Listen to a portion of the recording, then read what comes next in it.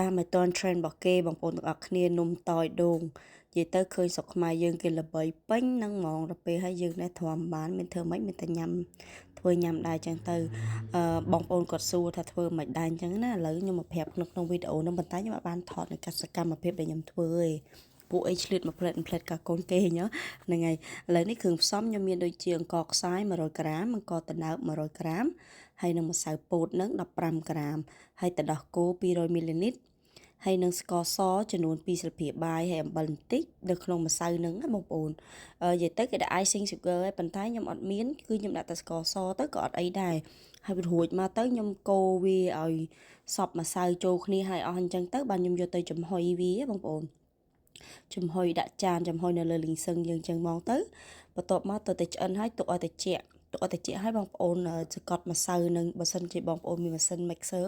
បងប្អូនអាចយកទៅ mix វាដើម្បីឲ្យវាស្វិតល្អប៉ុន្តែខ្ញុំអត់មានអញ្ចឹងគឺខ្ញុំគ្រាន់តែសកត់នៅដៃសកត់ឲ្យរៀងមកយូរដែរអញ្ចឹងណាបងប្អូន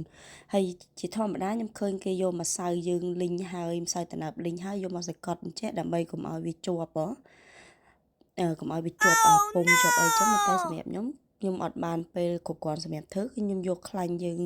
ធម្មតាយកមកលាបតិចទៅអត់ជាប់ដែរតើបងប្អូនណានេះលើកទី1រៀងជាប់បន្តិចចឹងដល់ពេលខ្ញុំរៀងលាបខ្លាញ់តិចមកអត់អីទេហើយដល់ពេលដែល snow វិញបងប្អូនគឺខ្ញុំធ្វើរបៀបដូចថា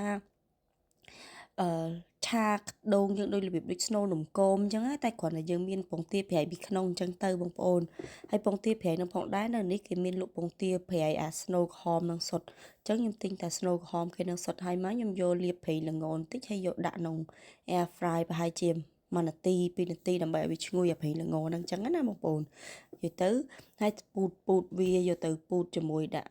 ពងទាប្រៃពីក្នុងមកជាការស្រេចបងប្អូននិយាយទៅខ្ញុំមកធ្វើបានដូចជា9នំឬក៏10នំអីដែលក្បួនដែលខ្ញុំធ្វើប៉ុណ្ណឹងចឹងណាបងប្អូនញ៉ាំឡើងក្តៅកទាំងម៉ែទាំងកូនពួកអីកូនមុំដោះហ៎បងប្អូនហ្នឹងហើយវីដេអូជាមានតែប៉ុណ្្នឹងទេអរគុណបងប្អូនទាំងអស់គ្នាបើស្រឡាញ់ចូលចិត្តកុំភ្លេចជួយ like ជួយ share ទាំងអស់គ្នាផងបាយបាយ